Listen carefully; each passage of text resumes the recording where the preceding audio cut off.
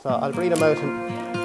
Name is Tom Wallace. I'm here at Lemongrove Stud. We're standing a Stallion Tosen Stardom, a son of Deep Impact. Delighted to have him. You know, he was a very good racehorse in Australia, but before that he was a very good racehorse in Japan. He won his first 3 starts in Japan, including a Group 3 as a 2-year-old over 7 furlongs. Went to Australia then and was unlucky second in a couple of Group 1s. Finally got 2 Group 1 wins in Australia. You know, over a mile and a mile and a quarter. He covered 32 mares in his first crop, all 32 actually in foal. We were delighted. Covered some very nice mares, some very well-bred mares, you know.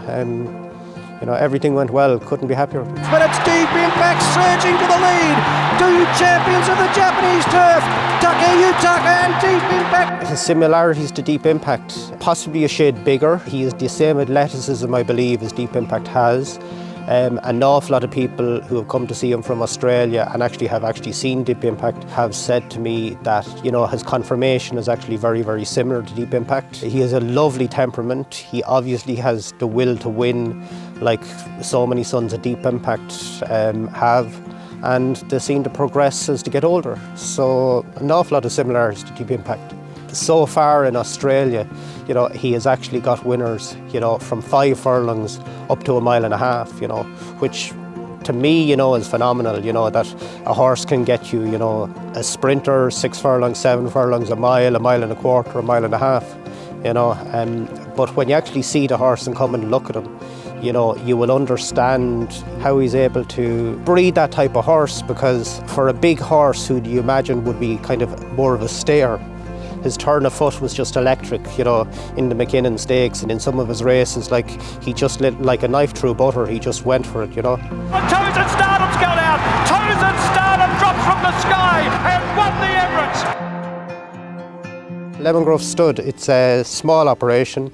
Wasn't in the Stallions at all until last year. Would breed a few mares, pinhook a few foals, the odd racehorse in training, that type of thing. Would I like to have more stallions? Yeah, you obviously would, but getting the right stallion, to me anyway, is critical.